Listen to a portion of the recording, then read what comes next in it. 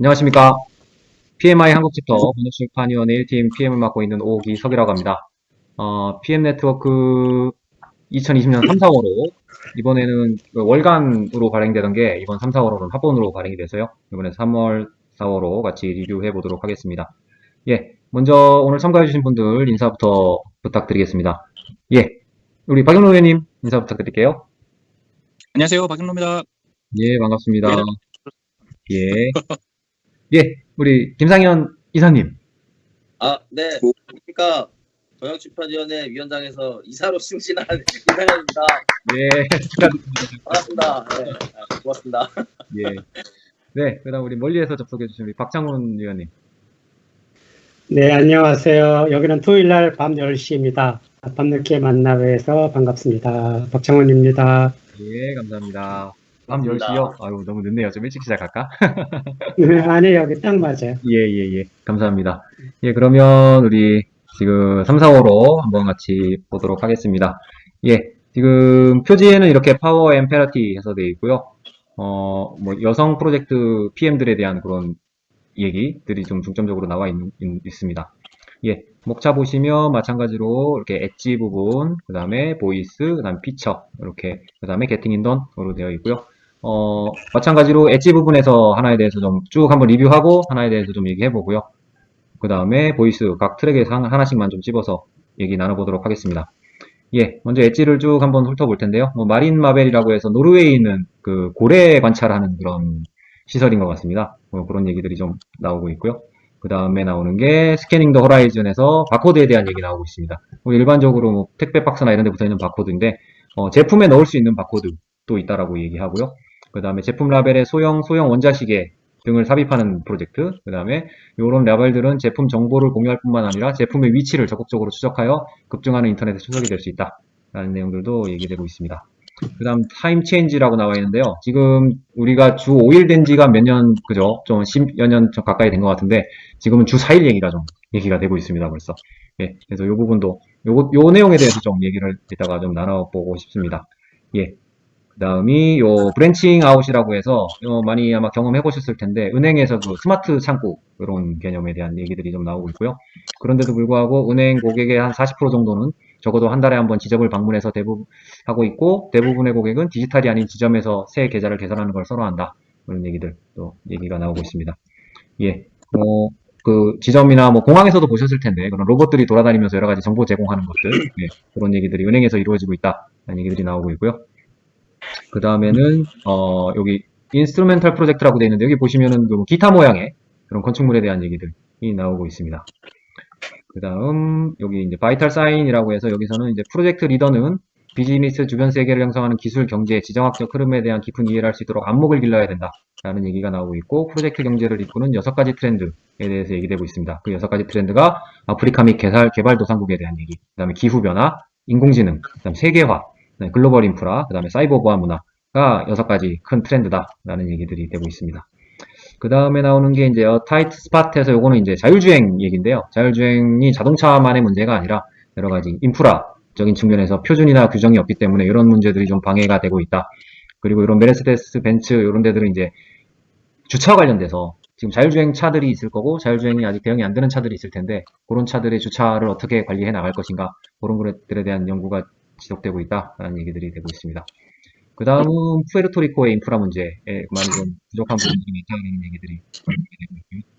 그 다음은 지난번에도 한번 나왔던 것 같은데요. 중국의 안후이였나요? 그쪽에 산 전체를 전부 다 이런 태양전지 발전 시설로 깔았던 게 나오는데 이번에는 이런 호수나 바다 위에 이런 태양전지 시설을 까는 것들에 대한 얘기들이 나오고 있습니다. 예, 여기서 뭐 여러 가지 많은 이런 발전 설비들을 설치하는 얘기들이 나오는데 여기 한국이 약 2%를 차지하고 있다. 설치 위치에 그런 것들도 얘기가 되고 있습니다. 예, 그 다음은 패스포워드라고 해서 이제 조직과 팀을 경쟁력을 유지하기 위한 여러 가지 어떤 것들이 있느냐라는 얘기들이 나오고 있고요. 여기에서는 그 경쟁력에 있어서 고성과자와 저성과자의 차이, 어떤 그런 고성과를 내는 조직에 있어서는 활동적인 스폰서가 가진 프로젝트가 81%, 44%는 그렇지 뭐 저성과자가 나오고 있다. 이런 얘기들도 얘기가 되고 있습니다. 예, 여기까지가 엣지에 대한 내용이었고요. 아까 말씀드린 대로 우리 타임 체인지에 대해서 좀 말씀을 나눠봤으면 좋겠습니다. 예. 몇 년도인지 정확히 제가 기억은 못하겠는데, 주 5일제가 되면서도 굉장히 좀 사회에 많은 변화가 있었고, 그랬던 부분인데, 여기서는 이제 2019년도 말에 마이크로소프트 재팬이 주 4일제를 진행을 했다는 얘기들이 나오고 있고요. 그 다음에 풀타임 근로자, 뭐 저희들도 지금 풀타임 근로를 하고 있습니다만, 거의 절반이 방해를 덜 받는다면 하루 5시간 이내에 업무를 마칠 수 있다. 뭐 지금 기본 8시간, 일일 근무 시간으로 되어 있으니까, 5시간이면 업무를 마칠 수 있다. 나머지 3시간은 그러면은 이런 방해나든지 아니면 불필요한 요소들로 하고 있다라는 얘기를 하고 있습니다. 예. 그다음에 기대를 명확히 해라라는 얘기, 그다음에 피드백 요청. 오래 일하는 것이 지속 가능한 경쟁 우위가 아니다라는 얘기들이 좀 나오고 있습니다. 예. 주 4일제. 굉장히 좀 업무 효율 그런 것들을 향상시킴으로 해서 근무 시간, 뭐 노동 시간이라는 얘기도 좀 나오고 있고요. 옛날로 생각하면은 뭐 5일제 이런 거 관여 없을 때는 뭐 거의 야근을 밥 먹듯이 하고 특근을 밥 먹듯이 하고 뭐 이랬던 시절도 있었는데요. 예, 요즘에는 그런 것들은 좀 생각하기 좀 어렵고 그것이 뭐 업무를 잘한다 뭐 이런 얘기들로 또 평가받고 있지도 않은 시대인 것 같습니다. 예, 점점 인간의 노동 시간은 줄어들 것이다. 철학자들도 그런 얘기를 했다고 하고 옛날부터. 예, 뭐 요즘 뭐 로봇이나 이런 것들도 있지만 결국 옛날에 뭐 철학자들이 얘기한 거는 그 노예하고 귀족들의 그런 차이점 같은 그런 얘기들도 많이 했었는데요. 주 5일 그리고 주 4일로 이제 이동하고 있는 것들에 대해서 뭐 이게 무조건 그냥 이동할 수도 없는 부분들이고, 그죠? 여기 나오고 있습니다만, 업무 단축을 위해서는 직원들 사이에 수익을 이끌어내는 것에 대한 얘기를 나오고 있습니다. 예. 뭐 일단은 이런 근무하는 입장에 있어서는 이런 시간이 줄어든다는 얘기는 급여하고도 관련이 있는 부분들이기 때문에, 많은 뭐 수용을 이끌어내는데 쉽지 않을 것 같은 내용도 있는데요. 예, 여기 나오고 있지만, 이런 피드백, 이런 프로젝트를 진행함에 있어서 여러 가지 평가해야 될 것도 있다. 이런 얘기들도 나오고 있습니다. 예. 김상현 위원장님. 네. 이런 근무제에 관련돼서 혹시 이사님 회사에서는 어떤 뭐 특이한 뭐 프랙티스 그런 사례들은 없을까요? 일단은 저는 현재 지금 현장에 있잖아요. 예. 그래서 현장에서는 이거 가지고 몇 년 전부터 이제 이야기가 나오기 시작했어요. 왜냐면 이 본사 근무자와 현장 근무자 사이의 그 괴리감. 누구는 몇 시간 동안 일하는데 예를 들어 뭐 9 to 6를 하는데 누구는 네. 그보다 더 오랫동안 일을 한다. 근데 연봉에 그 비용이 다 포함되어 있기 때문에 현장 수당을 받는 사람은 그 비용 포함해 주기 때문에 별도의 그건 없다. 라고 이제 이야기가 나오다가 추가적으로 그러면 본사 근무자와 현장 근무자의 그 괴리감은 그럼 뭘로 할 거냐. 근데 이제 그게 법으로서 이제 발의가 되면서 9 to 6가 아닌 전체 근무 시간 대비 일주일에 또는 한 달에 총량제로 하고 그거를 더 이상 근무를 하게 되면 휴무로 쓸 수 있게끔 그렇게 지금 만들고 그다음에 어떤 리프레시 포인트 제도를 만들어 가지고 그거에 대해서 이제 나중에 이제 금액 정산 베이스로 그렇게 하게끔 지금 바꿨습니다, 정책을. 예. 네.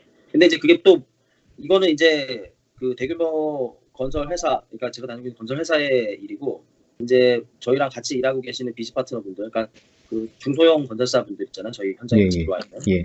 그럼 그들의 시간은 어떻게 관리를 할 거냐? 거기도 마찬가지로 저희와 똑같은 법 적용을 받는 회사거든요. 그렇죠. 그런 회사들을 어떻게 관리할 거냐에 대해서는 별도로 그분들도 똑같이 관리를 해야 된다. 결국엔 다 금액정산 베이스로 가야 된다 소리거든요. 일을 더 많이 하게 되면 그만큼 특근 또는 뭐 돌관 작업이라고 하죠. 받는다는 걸. 예. 그거에 대해서 금액이 더 추가돼야 된다. 결국엔 다 돈으로 다 보상이 그렇죠. 되는 거고. 예. 일반적으로 우리가 과거에 그 선배들이 좀 더 일하면 되는 거 아닙니까?라고 했던 거는 네. 정말 옛날 얘기가 돼버린 거예요. 예. 모든 것들이 다 일을 한 만큼 더 금액 정산 베이스가 돼야 되는 거고 그만큼 더 에비던스로 추가적으로 포스트 임팩트 처리가 되는 그런 이제 시점이 온 거죠. 예.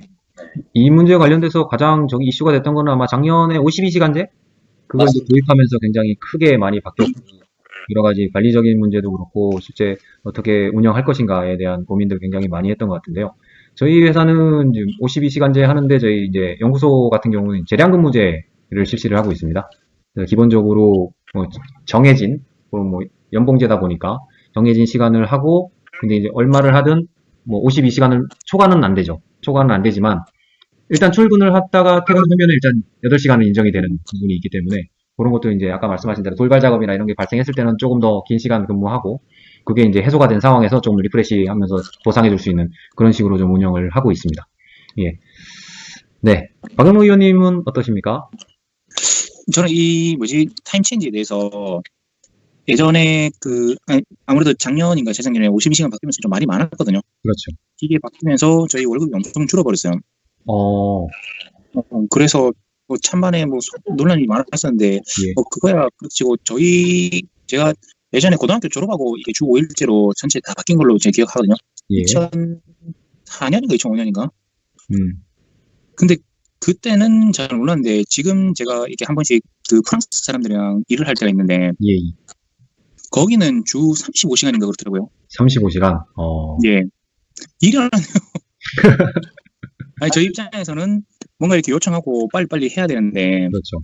거기서는 연락하면은 이렇게 이메일을 보내놓으면은 또 한 주가 지나야 이렇게 답이 오니까 이게 그쪽에서 그만큼 돈을 쳐주고 그다음에 쉰다 그러면 일하는 입장에서 좋겠지만은 네. 과연 그 회사가 경쟁력을 그렇죠. 유지할 수 있을지 좀 저는 의구심을 가지고 있습니다. 예.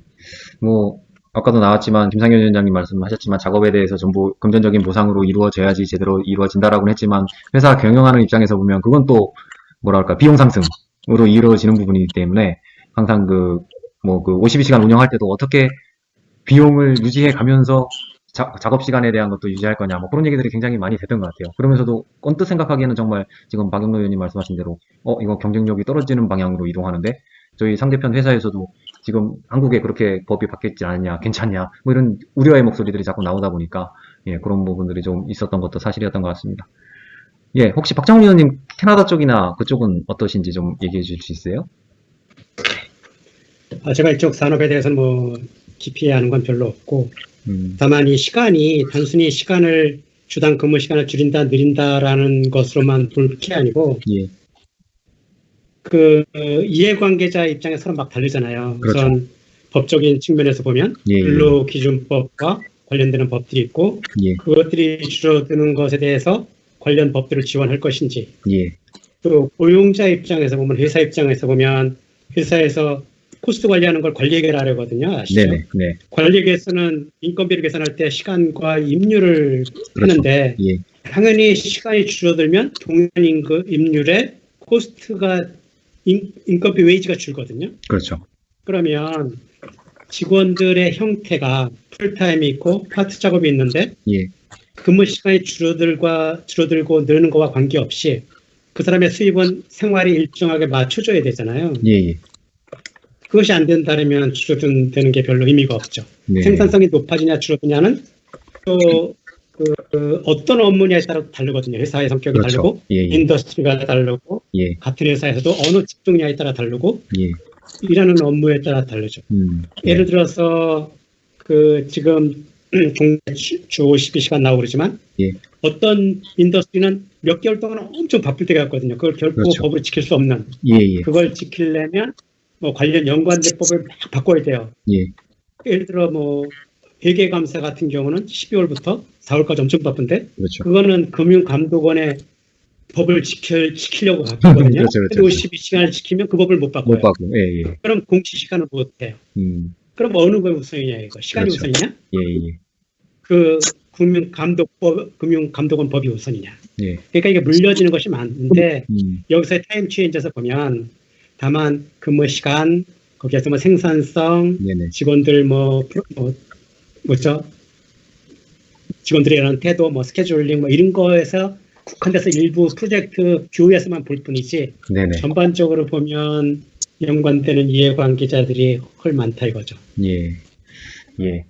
이번에 코로나 사태에서도 있었지만 재택근무라는 부분들도 있는데 저희 회사도 좀 검토를 하고 있는 상황이긴 한데 재택근무를 했을 때 과연 그 사람의 업무에 대한 성과를 어떻게 확인할 것이냐 이런 것들도 굉장히 좀 이슈가 돼서 아직까지 고민을 하고 있는 상황이긴 합니다. 예, 말씀하신 대로 시간으로 딱딱딱 떨어지는 작업들이 아니기 때문에 그죠? 그렇죠. 네. 근무 회사라는 건 직원을 회사 출근시키는 거는 예. 아무리 자율적인 회사라 할지라도 언제 출근하는지 언제 나가는지에 대한 최소한 통제가 되잖아요. 그렇죠. 재택근무라면 예. 근무 시간이 언제가 시작이냐 문제죠. 예. 또 언제 끝나고 그 예. 시간에 그 사람이 1시간짜리면 우리는 1시간에 보통 50분이라고 10분을 쉰다 그러면 예. 쉬는 시간과 일하는 시간의 구분을 어떻게 할 것인지 그렇죠. 그걸 어떻게 증명할 것인지 예. 그런 근거가 없이 급여를 준다는 건 또 관리자 입장에서는 이해가 안 되죠. 그렇죠. 예, 맞습니다. 그런 여러 가지 전체적인 시스템에 대한 구축에 대한 것도 필요할 것 같은데요. 여기서는 아까 말씀하신 대로 그런 프로젝트에 국한돼서 이제 좀 얘기가 되고 있는데요. 뒤쪽에서도 우리 또 애자일 얘기하면서도 잠깐 얘기 나오니까요. 거기서 또 잠깐 또 얘기를 나눠보도록 하겠습니다. 예. 그러면 이렇게 해서 뒤 엣지 부분은 봤고요.